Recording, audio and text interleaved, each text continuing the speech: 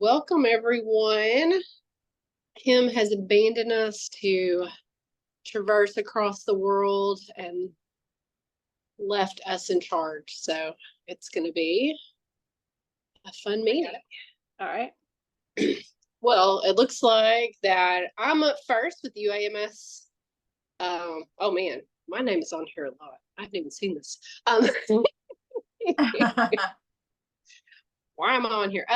Yeah, so today we're going to really talk a lot about kind of some of the processes that have been happening at UAMS. I'll give you guys an update, talk to you about my onboarding process that I've done with our new behavioral health care managers who have been to these meetings, and I don't see either one of them here.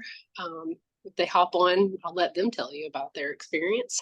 And then we'll get an update from DHS, which will be very exciting to hear kind of how things are going from their perspective and ways that we can keep moving forward. And then we're going to work with Berna Little and her group to do a brand new, hot off the presses pro forma that they've developed to kind of look at, and we've done a little bit of working with our clinics to, look at what sustainability looks like and, how we can be looking at, the payers and how things work so that whenever we're talking to, leadership and when we're thinking about hiring and what we need, they will help us to really plan. So it's a really cool tool. I'm excited for her to share that with us.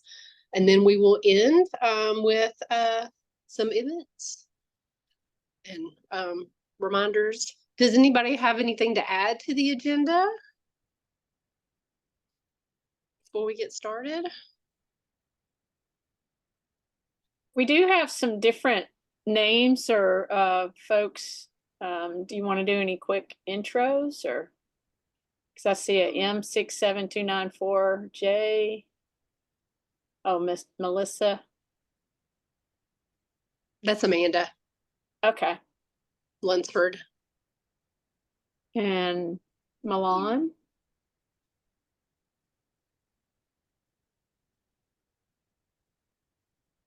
Hi there. Happy to do an intro. Helpful. Okay. Was invited by Verna a little here and connected with Patty and working on looking at the collaborative care model in oncology. Great. Working with groups in Northwest Arkansas. Oh yeah, great. That's exciting. Love that. Is there anybody else on the call who hasn't been here before? We would love to see your face and hear your name.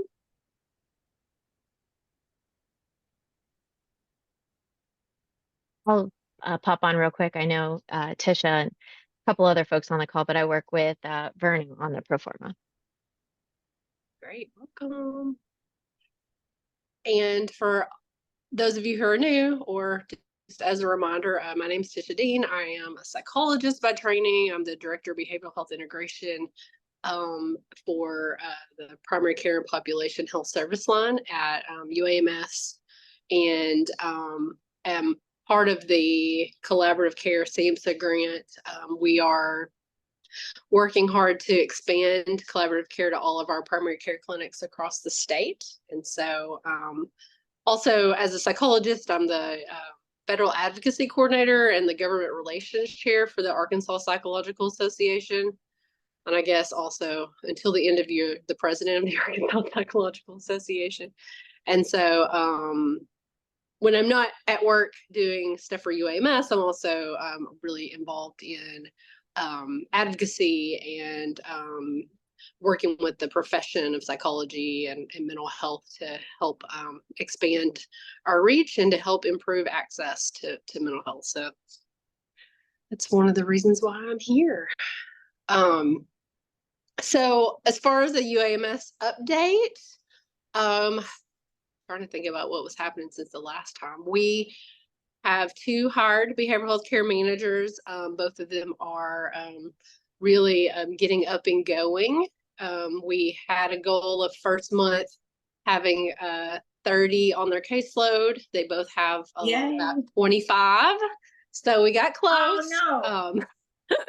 Oh, what happened that you dropped the ball, Tisha? What I happened? know it. I try my best. So now you're going to be to 60. How close are you to being at 60 end of month 2? We are, I think we've gotten at least 10 more. So we're at about 35 right now. So So you're we got to pretty get low. ramping up this month. Yes.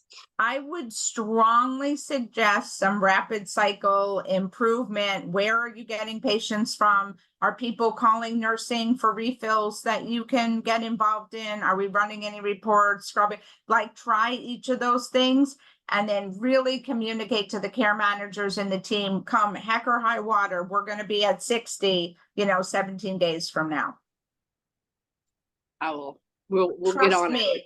I know. Trust me. I know you're like, Verna, stop telling me, but I just want you to be successful. And that's like the biggest predictor.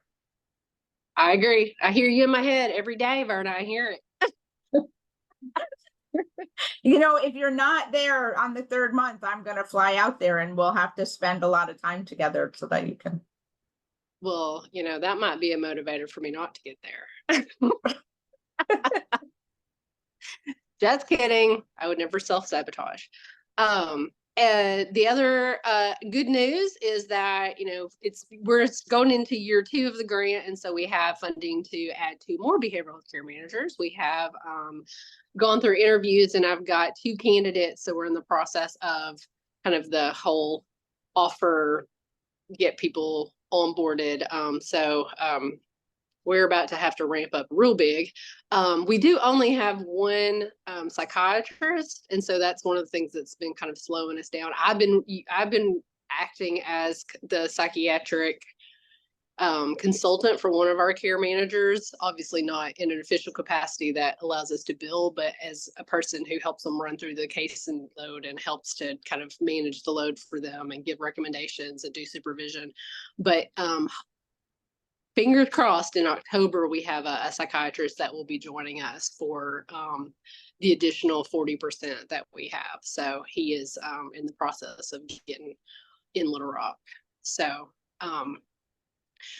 we are, we have setbacks and we have things that are going forward. One of our psychiatrists decided that he wanted to focus on his fellowship. And so kind of cut back his hours. So, but we've got a plan for adding in the next, hopefully, couple of weeks. So, and he's really excited and I think going to be a good fit.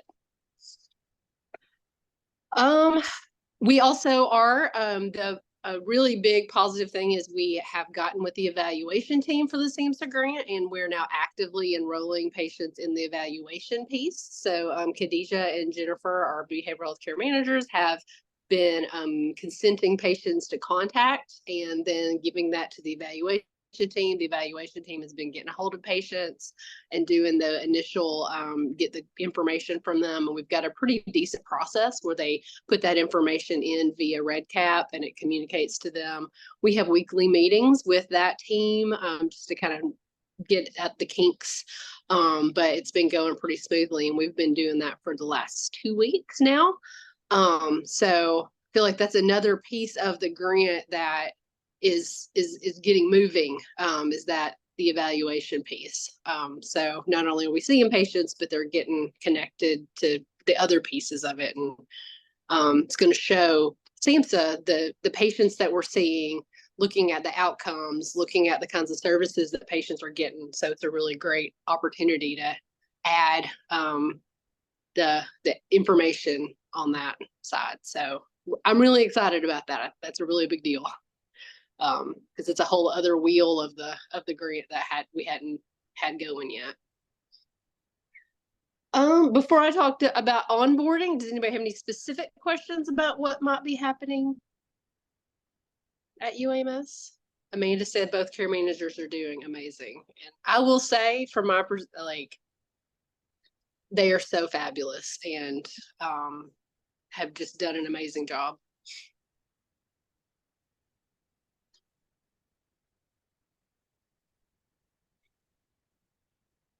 All right, so we can hop on to, I'll talk a little bit about our onboarding process. So one of the great advantages I think that we got here at UAMS, and that I'm happy to work with other groups on, is that the year before this, we got a Blue and You grant to contract with the AIM Center to really come in and train us and help give us guidance on how to think through implementation of collaborative care. And one of the pieces of that was that Monica Harris and her team gave our team almost about monthly, like 7 or 8 really good in-depth trainings. So on top of the behavioral care manager training that AIMS does, that's more kind of self-guided, they did some kind of second level advanced trainings with us. They recorded those trainings for us, and that was kind of part of our package of the consultation. And so I took those recordings that they gave us and created a survey, a red cap survey, that basically like walks our behavioral care managers through the videos, adds the handouts and the stuff that goes with those videos, and then added kind of a little thought-provoking discussion piece for them to like think about, okay, what did you learn from this? What are questions you had from this video? How can you apply this to your work? So on top of, all of the UAMS onboarding they had to do as far as learning the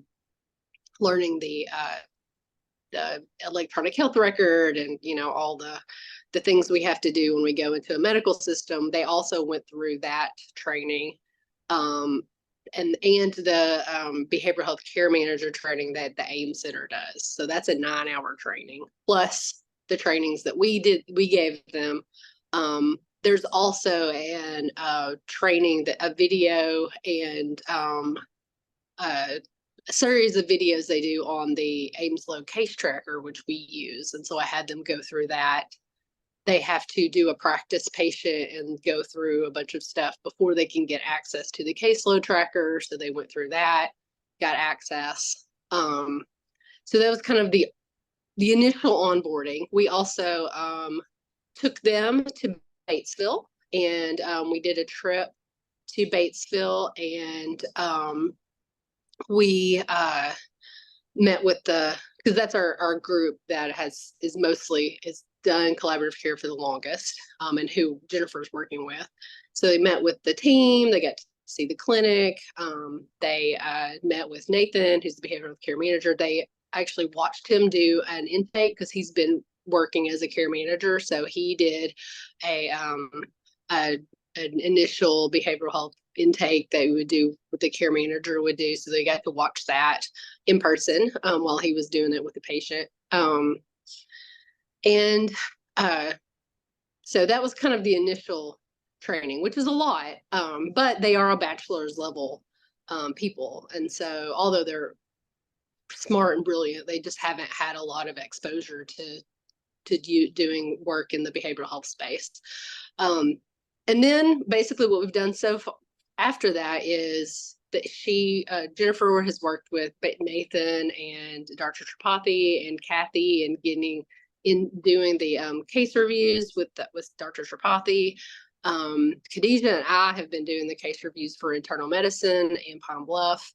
And I do a weekly check-in with them where we kind of talk about the issues they're having. I've been kind of their primary supervisor, so I co-sign all the notes that they do. I don't have to do that, but that gives me an opportunity to read all their notes, see what they're doing, see how their patients are doing. They also have basically 24/7 access to me. So over Teams, they can ask me any questions, they can text me, they can call me. So for the questions that they have. So that's kind of how we've been doing so far. They are amazing. They're doing really great. And I think most of that has to do with their own personalities. They've also really worked well together. So they although Jennifer's in Northwest Arkansas and Khadijah is in central here with us in Central Arkansas, they are in constant contact over Teams and really help each other out and answer questions for each other. So it's been good to have the cohort. So I will stop there and entertain any questions people have. I think Patty had asked about the trainings. I don't know if those are things that we can share outside UAMS. Like I said, it was part of our contracted training with the AIM Center. Now, I don't know if maybe this grant could work with them to, get those trainings or have them do those trainings, or they could give us permission to share them. It's fine. I just, obviously I'm not going to share things that I'm not allowed to. Does that make sense? Mm-hmm.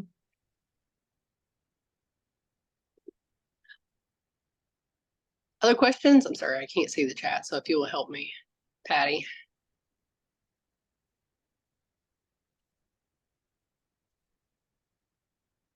I'm not seeing anything else. Anything else? Verna, I'd love if you have feedback or ideas about our onboarding process or things that you do, because everybody's going to be doing a lot of this and I'm about to do it again. So yeah, it's interesting. We were actually just talking about this and kind of redesigning it a little bit and shifting to teach along the pathways. So like if you're creating a pathway, like we talked about earlier this week for depression, right, or anxiety, that you're actually train on the basics of collaborative care, but then train on the pathways. So here's depression, here's what it is, here's what it looks like, here's what we do, here's the notes, so that you take it from beginning to end. And that actually seems to work better. And then you kind of close it with some like behavioral activation kinds of trainings and some other. And so I think we're starting to find that works a little bit better, but stay tuned. Yeah, I really love that. And I was there yesterday listening and was thinking about ways to kind of create some pathways and for to give them guidance. Because right now I think we do things like that, but it's mostly them asking and me saying, okay, well, this person is this. And so this is what we would do. So having the actual like written out pathways is really helpful. And then I think to go through with them, because they're bachelors of it, right? So like, what is depression? Like, it really is a thing. It's not like pull yourself up by your bootstraps. Like, here's what it means. And here's the symptoms and the whole idea of feel worse, do less. And then here's what would be helpful for you around medications. And here's some interventions you could do, right? Here's some things, videos you could watch with people. Here's some things. So yeah, I'd be interested even to put it together with you and then get feedback from them. Oh yeah, that'd be great. The other thing I did not mention is they are both now enrolled in the behavioral activation training at the AIM Center. So they've started that. And Jennifer is actually just really, really interested in doing more. And so she's also doing an act, like a not full-blown act, but the short act training and online training with that too. So they're both so eager, and they do have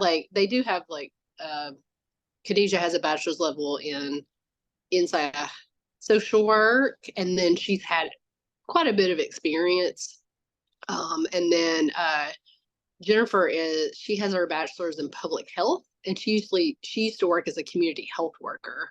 So both of them have some really good skill sets and some decent backgrounds that we're starting with. They're not completely. Yeah. I would just watch your scope, so that like if you do some DBT stuff, it's DBT skills. It's, like that you're clear about the scope language, Oh yeah. Yeah. I also wanted to join in on this conversation because we had also been establishing care pathways at Mind Doula more recently. And one learning experience we had is being mindful when we're teaching the team to use these care pathways, that they still have like the ability to use clinical judgment.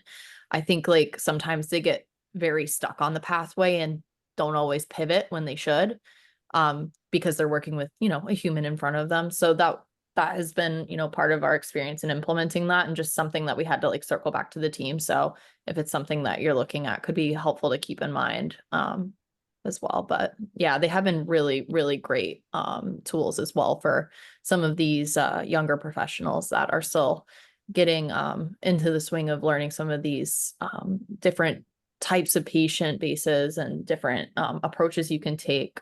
Just reminding them though that they're working with a human being with, you know, some wild factors in there, and they, you know, don't want to just like make it overly scripted or not know when to like shift and like engage with the patient on what they're going through that day.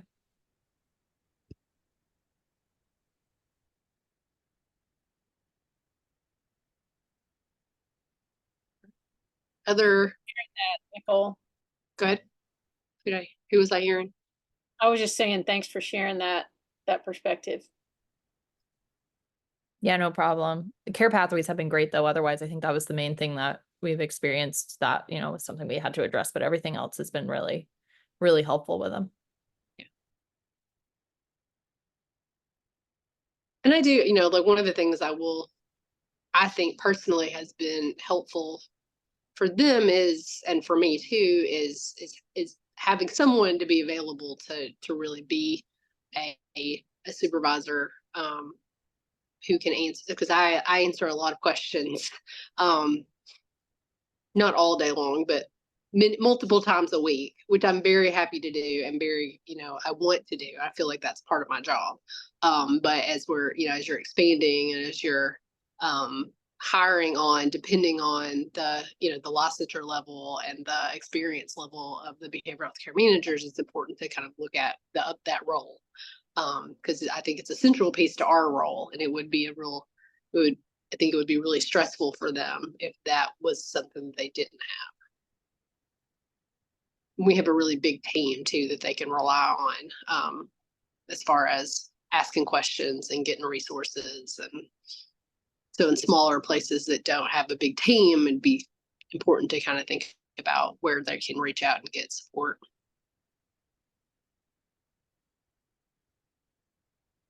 All right. Well, so the next update is from DHS. I think I saw that David was here. Yes, I am here. I apologize that I have kind of been absent due to work schedule conflicts, but I wanted to say, you know, I spoke to Teresa before she left and was really excited about all the work that UAMS has done on this contract and moving it forward. Really excited about all the progress that has been done. On my end, I have been trying to sit down with Paula because I believe we are at the moment where on our end we need to start mapping and planning and timelining things that we have to do on our end to make sure this gets up and running quickly. You know, from, you know, the promulgation process is at the minimum a 6-month process. Rate methodology, getting CMS approval. You know, are we going to have to get change our the state plan for having this paid by Medicaid, and so we need to answer those questions and start mapping those and timelining those. And then also, you know, once policy is written, you know, kind of some of the details in that, you know, are we going to require an attestation letter from providers who's going to provide collaborative care? Will that therefore make changes in the MMIS system that we'll have to plan for? You know, the registry, you know, are we going to require people to use a certain registry or have each person to, you know, pick their own? And even to data collection, you know, are we going to, as a state, want data collection, and who would be responsible for that? And would that be, you know, like an RFP to be bidded on? So we have to really start working on that on our end. And as I said, I've been trying to meet with Paula because she's the one that would have all the answers and help plan on that. So hopefully by the next time we meet, I can have at least have an outline for you guys about what we think the timeline is on our end for getting things in place and approved in time. So this is finally billable by state Medicaid. Well, it's good to hear. I know I know there's a lot of pieces. And if there's ever any pieces of information that you need answers from us or, guidance, and I say to me personally, for UAMS or in what we're experiencing and, any questions you have, please don't hesitate to reach out. Oh yeah, trust me, you'll probably be hearing from me a lot once we get this planned out. Well, good. I want to hear from you.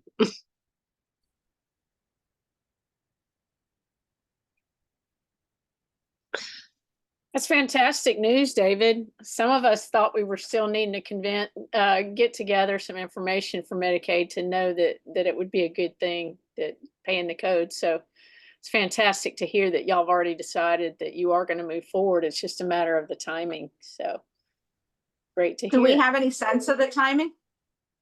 Right now, no, it all depends on what we need to do. And hopefully once we start mapping that out and putting it on a calendar and looking, the time frames that we probably could give a very good rough estimate of how long that would be.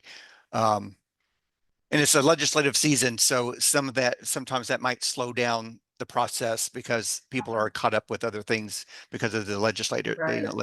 So Are you thinking before end of year? I'm hoping, I would like it by the end of, 2025 at the latest, but yeah, we couldn't be able to do it this year. We just do not have the time for the promulgation process. But I'm hoping sometime next year we can get this going for sure. Is there anything that has to happen legislatively, like budget wise or from a legislative standpoint? I think the only thing we need from the legislature is once we promulgate the rules, and then also like the rate methodology, all of that has to be finally approved by the state legislature, which normally is not a long process, but it's normally you have to wait till when they're meeting, and then you just schedule to be on the agenda.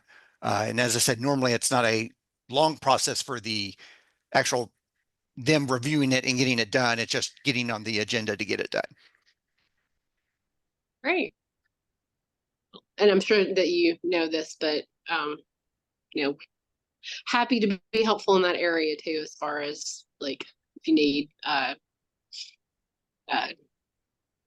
testimony or people to talk to legislators. Okay, sounds good. All right. Woohoo! Anything else from DHS or questions for DHS? And David is not DHS. He is David. Yes. Yeah, nothing more on my end. We'll make you a human being. All right. Well, we have moved to the exciting pro forma demonstration. Woot woot. Okay. I think Tej can share the screen. We have been really working to try to be able to support practices to do an accurate pro forma for collaborative care.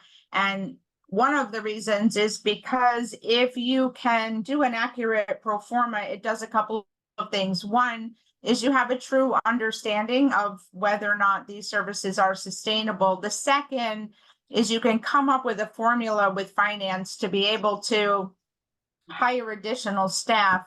The third is that you are able to then show sustainability, and then the organization has a very different idea and attitude around implementing something that they know is going to be sustainable and even revenue producing. It also allows you to roll grant dollars so that if you have someone self-sustaining, you can roll grant dollars to support someone else and actually optimize the grant dollars that you get. So my wonderful colleague, who I am grateful for, Tisha, agreed to sort of be the guinea pig, I say in a loving way, to actually go through and do the pro forma with her organization and some of her data. And Tisha, just so I have a witness, it actually showed that you were going to be in the green with your collaborative care with the billing. So that was Yes. very exciting. And I've got to show Um, that. I've got to show that because it would be really great if I could get my compliance group to give us the green light to start billing. Yeah. And glad to help and support you with that because we've learned a lot. And then of course, CMS changed for Medicare the number of 494s. So for our friends at the state, that actually is something to really think about, that CMS changed the guidance to pay for 494s each reporting month.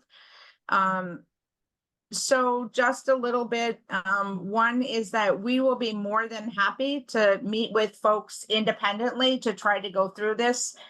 Because obviously there's probably some confidential information that people may not want to share or may not have now. But essentially this pro forma is designed to be able to say, here's my payer mix. So I have this much Medicare, this much Medicaid, this much commercial. Right now, Medicaid is 0, as you can see reflected there. Self-pay, and then for any federally qualified health centers, we can actually work with you so that we can say, here, you're going to get your PPS rate now. You know, for Medicaid, obviously, you're not getting paid. And then, so what does that payer mix look like? And then what's your reimbursement for each of the codes from each of those payers? And then what is the average, right? So this is the average of what I'm going to get for a 492, a 493, or a 494. And then we can get the average reimbursement. And then we have, so that's what's coming in. And then what's going out is your salary for your care manager, plus some fringe and overhead, along with your payment to your psychiatric consultation. We know that you're not going to collect everything, so we minus a little bit there, meaning you're probably not going to collect on your copays. We try to be really safe and we say you're not going to collect any of your copays, which may be true for your organization or may not.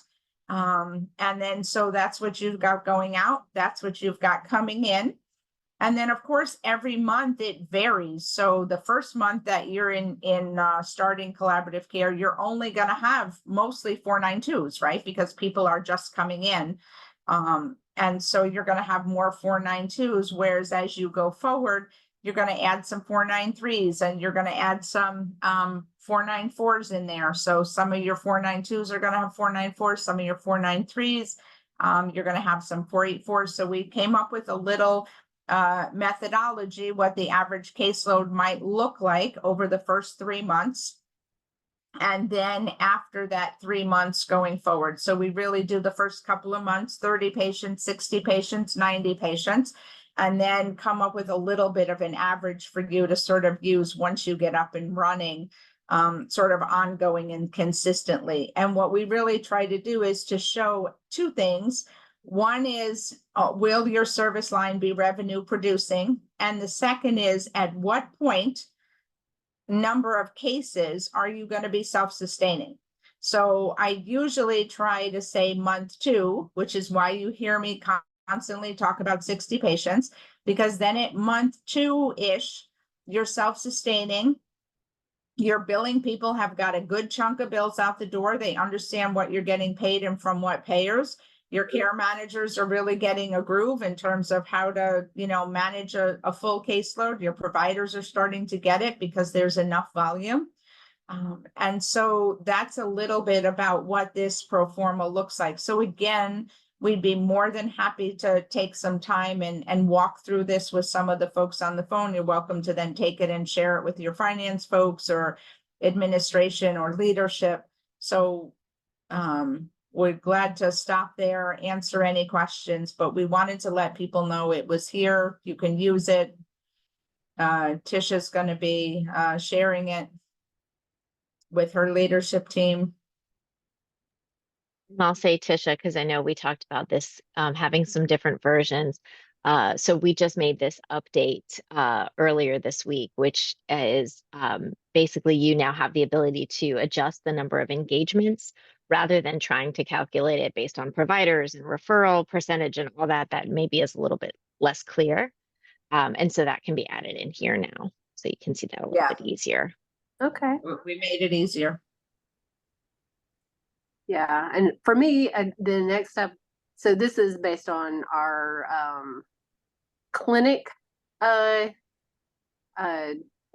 percentages. So, I looked at like overall what clinic percentages are. I haven't looked recently at like what our pair mix looks like as far as the actual patients that we're seeing. I would hope that they would be reflective, because we definitely Usually they are. yeah, we don't want to be not selecting certain groups, but as far as Yeah. looking at the payment, Right. so, and no, we haven't billed any payments yet. I have, I'm very close. I have a meeting with our, with one of the leaders in compliance on Wednesday. I have become a very, not nice squeaky wheel over the last couple of weeks, and I got a Yeah. meeting, so. If you get stuck anywhere with compliance in that meeting, Tisha, like, just text me if you think there's something I can send you real time in the moment that might help unstick them if they're stuck. Because sometimes it's really hard to get a meeting again. And so if there's anything that I could solve, for you or help you with real time, just text me. Okay, that's great. Yeah, the biggest questions that I'm trying to get answered is having them kind of sign off on our process of consent. So right now we have the providers do the consent in their note via dot phrase. Yeah. And we're also considering having it be in the referral, like there's a referral, like an order, and the consent be in there. Then they click on it. Which both should be compliant, but yeah, I would think so. So just in closing, this is available for people. Please reach out and let us know if it would be helpful. And we're glad to share it with you, to get on the line and do it. So yeah. Anybody have any questions, thoughts? Thank you, Tej. It's much easier. This is a 2-woman job. We've learned one talks, one moves the cursor around to the spreadsheet. So we tag team it, but Absolutely. I think we incredible. Verna, you're always so giving with all your resources. So we really appreciate you. And I'm sorry I'm not on camera today. I'm hoping everybody can hear me okay. But I realized in listening to all the updates that Kim takes care of us so well that she gives ABIN updates in her opening talk. So I was just wondering, can I take 2 minutes to do a quick ABIN update? Is that okay, Tisha? Yeah, of course. I have to jump off anyways. If people want to reach out about the pro forma, please, reach out and let me know. Otherwise, folks, have a wonderful day. Thank you, Thanks so Verna. much, Verna. Thank you, Tej, too. Thanks, Verna. Bye-bye. Just quick update for the FQHCs that ABIN is working with. So over at Eastern Arkansas, they've hired 2 behavioral health care managers as well. At the master's level, they've hired an LMSW and an LPC. The LMSW may actually be an LC, I'm not sure, but I know for sure they're both master's trained. And they should start somewhere around the end of September. So very excited about that. We're talking to them about some training and getting them ready and up and running. And then our friends over at Boston Mountain, and I think I saw Julie on, I'm not sure if she still is, but they've started creating really, really good workflows for certain diagnoses, anxiety, depression.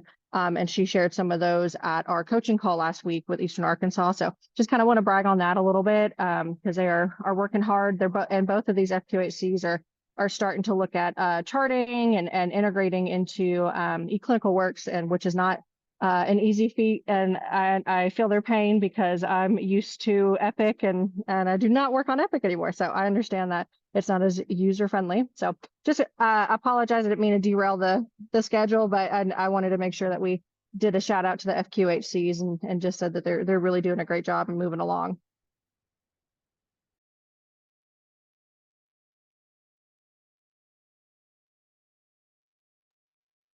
That is fabulous news. I'm so excited to hear that.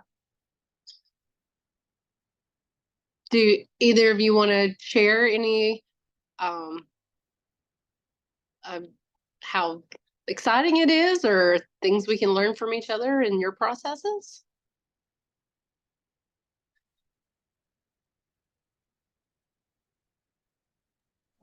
I didn't mean to put Julie on the spot, so Okay, that's okay. I'm so sorry. No worries. We're actually kind of redoing a lot of things, and we're kind of splitting some things into different. It doesn't seem very organized right now, but we have an end goal in mind. So it's kind of like we're in the mess in the middle, but we're developing some workflows, developing some processes, and trying to make those easy for our medical counterparts to kind of initiate the flow of the program.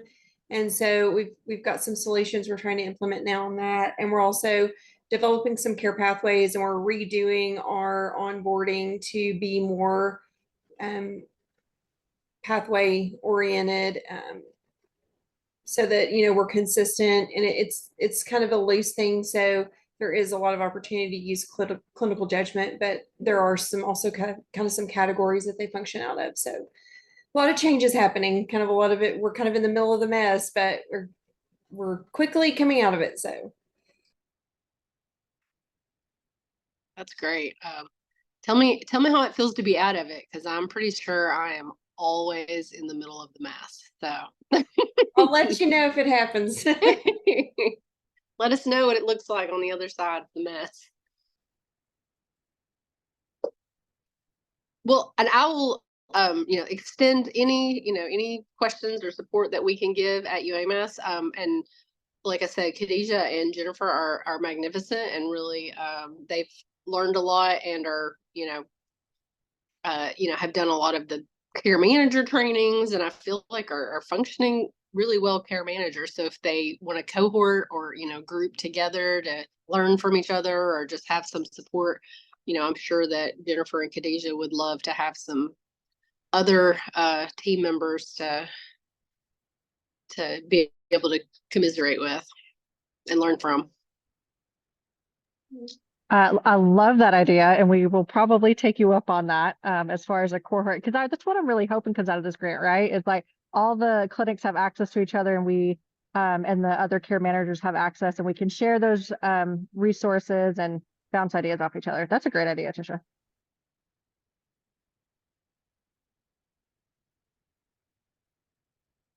I'm an Arkansan before most anything. So if it's going to be helpful to Arkansans, I want to do it.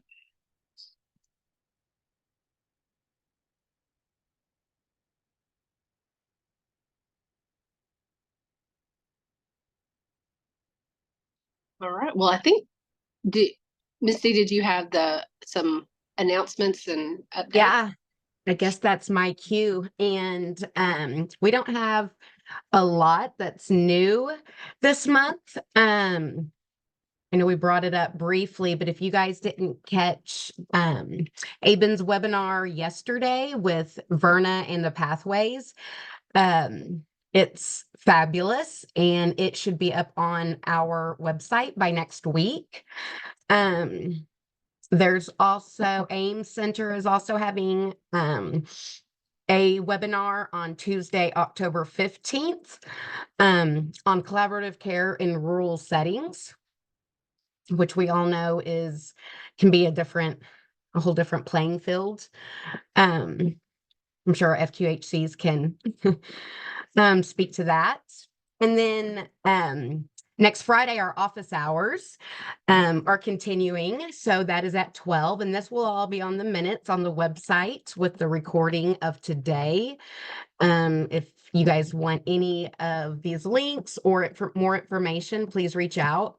And then, of course, the CFHA conference in October next month. Dang, it's already October is next month already.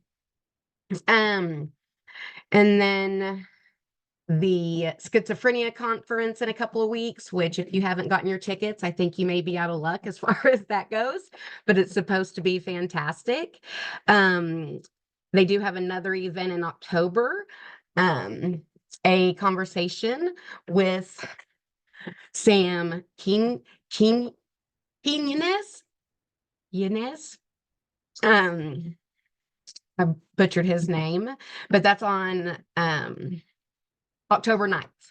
So again, all of this will be on the minutes. Is anyone aware of any resources or upcoming events that I haven't mentioned?